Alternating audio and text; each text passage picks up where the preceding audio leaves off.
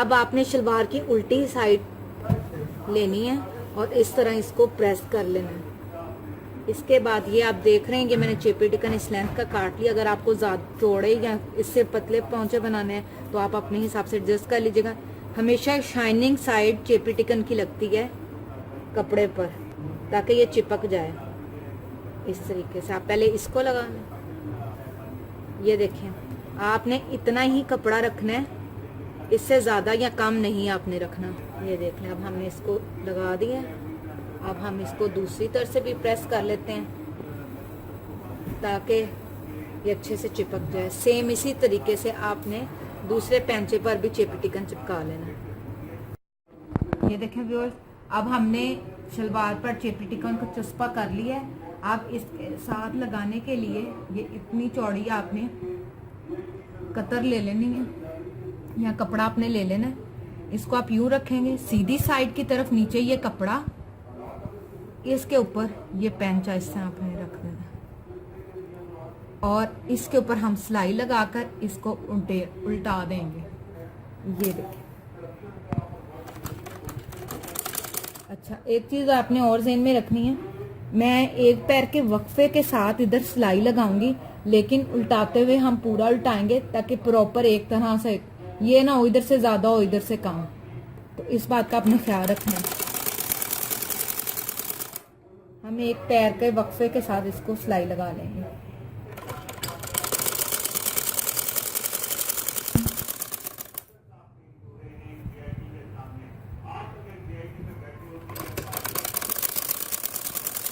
इसी तरह अब हम दूसरे पैंचे पर भी कपड़ा लगाएंगे।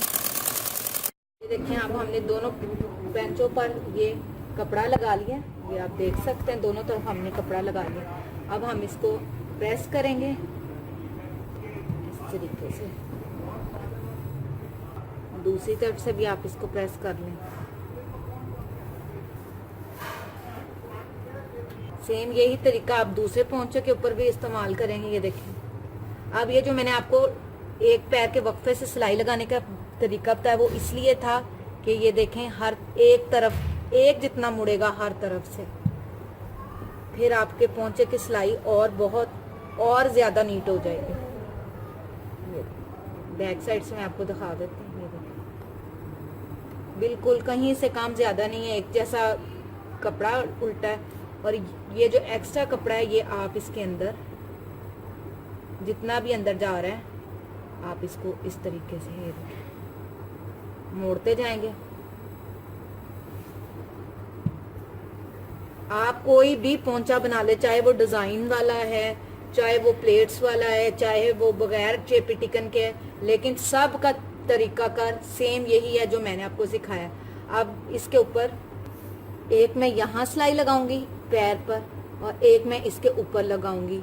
ये दो सिलाइयों वाले पैंचे हैं। आपने अगर 5 या 6 लगाने, जिसको हम पोंचे बने हुए पोंचे कहते हैं कि मैंने बने हुए पैंचे पहने हैं, तो आप अपनी मर्जी से इसके ऊपर 4 या 5 सिलाइयाँ लगा सकते हैं। लेकिन मैं एक यहाँ पे लगाऊंगी और एक ऊपर सिलाई लगाऊंगी। ये देखें, प्रेस करने के बाद हमने इसको सिलाई लगानी है।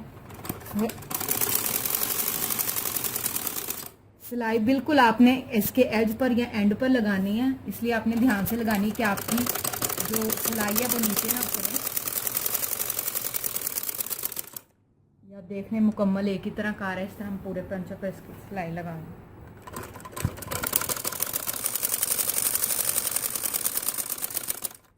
ये देखेंगे जो पैंच है उसकी सिलाई कितनी नीट आई है।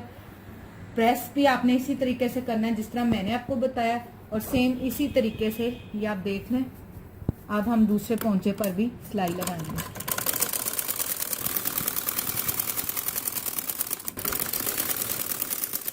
अब इसी तरह हम पहले पैंचे पर दूसरी सिलाई लगाएंगे। ये मैंने आपको बताया कि हमने ऊपर नीचे वाली सिलाई सादे पोंचे बना रहे हैं, लेकिन अगर आपने सिलाई वाले पोंचे बनाने हैं तो आपने यूं इस पैर के वक्फे के साथ आपने सारी सिलाइयां लगाते जाना है। लेकिन मैं आपको सिंपल पैंचे बनाना सिखा रही हूँ, इसलिए मैं वही सिलाई लगाती हूँ।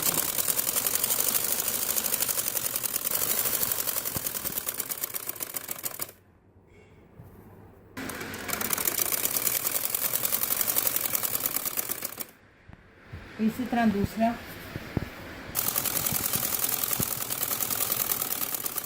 ये आपके पेंचे कंप्लीट हो गए हैं। अब हम इसको थोड़ी सी कटिंग करेंगे साइड से एक्स्ट्रा और नाले की सिलाई लगाएंगे।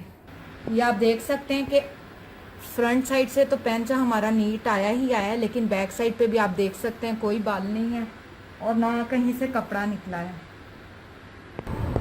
ये देखें आपने इस तरीके से इसको कर लेना है।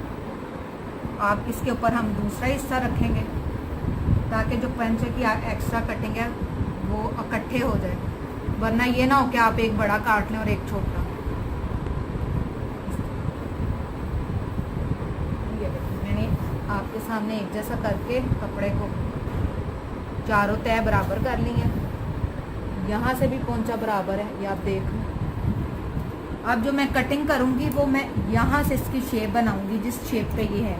ये आप देख सकते हैं मैं अभी कट नहीं कर रही, मैं सिर्फ आपको रख कर दिखा रही हूँ। इस तरीके से हम इसकी कटिंग करेंगे। अब ये देखें मैंने इसकी कटिंग कर दी।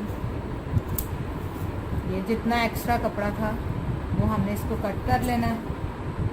ये इस तरह इसको सफाई लगाना भी कहते हैं।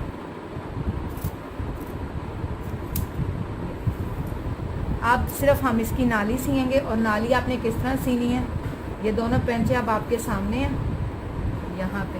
अब हम इसका एक निशान लगा लेंगे। ये देखें इस तरह इसको बराबर कर लेना आपने, करके आपने इतना सी बस इसको, ये देखें इस तरह आपने इसको मोड़ लेना है। ये आपके सामने बाकी पोंचे का साइज़ आ रहा होगा। ये 8 है तो 7.5 तैयार हो जाएगा, अगर 9 रखा है तो 8.5 रह जाएगा। ये देखें इस तरह आपका निशान आ जाएगा, तो आप इसको पेंसिल की मदद से या किसी चाक वगैरह की मदद से इसको निशान लगा लेंगे। और अब इसके ऊपर हम रख कर दोनों तरफ से पेंचे की सिलाई लगाएंगे और नाली सी देंगे। इंशाल्लाह ये आपकी शलवार का फाइनल स्टेप है और ये सिलकर तैयार हो जाएगा। निशान के ऊपर जो मैंने रफ सा निशान लगाया है आपने यूं सिलाई लगा लेनी। इसको आप पेंचे की सिलाई को आप 3 से 4 दफ़ा पक्का कर लेंगे, क्योंकि ये सिलाई अक्सर खुल जाती है जब आप करते। इस तरह ये पक्का हो गया है। या मैं 3rd टाइम इसको सिलाई लगा रही हूँ। इस तरह फिर आप इसको लेते हैं। जैसे जैसे आप आगे की तरफ आएंगे हम इसके कपड़े के कम करते जाएंगे। अब मैं इसका कपड़ा आहिस्ता आहिस्ता कम करती जाऊंगी। ये देखें पहले की निस्बत आपका जो सिलाई वाला कपड़ा है वो कम हो गया है। आपने भी इसी तरीके से सिलाई को लगाते जाना, लेकिन अब हम एक जैसा रखेंगे। अब एक जितना आ रहा है, ये देखें यहाँ से भी ये बराबर है और यहाँ से ये आसन भी बराबर है। ये इसलिए आपकी एग्जैक्ट आई है क्योंकि आपकी कटिंग ठीक है। कटिंग अगर ठीक है तो फिर आपकी कोई भी किसी भी किस्म के डिज़ाइन में कोई प्रॉब्लम नहीं आएगी। इसलिए आपने ध्यान से कटिंग को करना है, फिर आपने इसको सिलाई लगा ली। अब ये देखना सेंटर से मैं इसको यूँ करूँगी राउंड, थोड़ा सा आपने इसको गोल करना है हल्का सा। और आप ये देख रहे हैं कि मैं अभी भी उतना ही थोड़ा कपड़ा ले रही हूँ जितना हमने पीछे शुरू किया था। और मैं अब यहाँ पे लाकर इसको ख़त्म कर दूँगी। अब दूसरी तरफ जो हमने इस पेंचे पर निशान लगाया था इसको सिलाई लगाएंगे। मेरे अपने हाथ की तरफ मैंने इसको मोड़ दिया ताकि मुझे आसानी हो जाए। हमेशा ये वाला कपड़ा बाहर रखते हैं, अंदर कपड़ा नहीं करते। ये भी आपको मैं एक टिप बता रही हूँ स्टिचिंग टिप, कि आपने कपड़ा हमेशा बाहर की तरफ रखना है, जिस तरह ये मैंने आपको रखकर बताया है, और जिस पे सिलाई लगानी है वो अंदर की तरफ। अब इस शलवार को हम दूसरी तरफ से स्टिच करेंगे। अब यहाँ से मैं कपड़ा ज़्यादा लूँगी, लेकिन आहिस्ता आहिस्ता मैं कम करती जा रही हूँ। आप देख लीजिए बिल्कुल पहले की तरह। अब आप ये देखिएगा ये बराबर आ जाएंगे अपने आप। ये देखिए इस तरीके से। अब ये जो मैंने सिलाई लगाई है सिर्फ सेंटर से कि आपकी सिलाई ना उधड़े, ये मैंने इसको आसन को डबल सिलाई लगानी है। ये आप देख सकते हैं कि ये राउंड में है, आपने भी इसी तरीके से इसको राउंड में कर लेना है।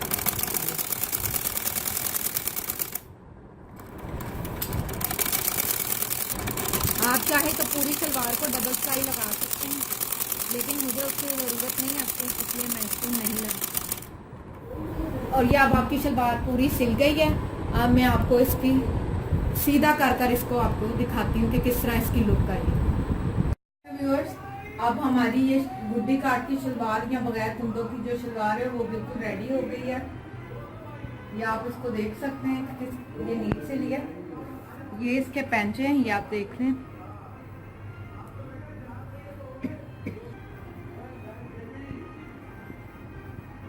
ये इसका नेफा है, ये आप देख लें, ये हमने इसका नेफा बनाया है।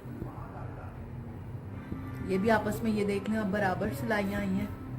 और ये हमने जो मियानियाँ अंदर डाली थी ये वो कपड़ा है, ताकि इसका घेर खुला कर लें। आप इसको खुली घेर की कटिंग भी कह सकते हैं। ये खुले घेर की सलवार किस तरह सीते हैं वो भी मैंने आपको बता दिया। उम्मीद करती हूँ कि आपको गुड्डी काट की सलवार की कटिंग और स्टिचिंग दोनों ही समझ आ गई होगी। लेकिन जाने से पहले हमेशा की तरह आपने मेरी वीडियोस को लाइक करना है, फ्रेंड्स एंड फैमिली के साथ शेयर करना है और मेरा चैनल सब्सक्राइब करना नहीं भूलना। इंशाल्लाह एक बार फिर नए स्टाइल के साथ आपकी खिदमत में हाजिर होंगे। तब तक हमें इजाज़त दीजिए। अल्लाह।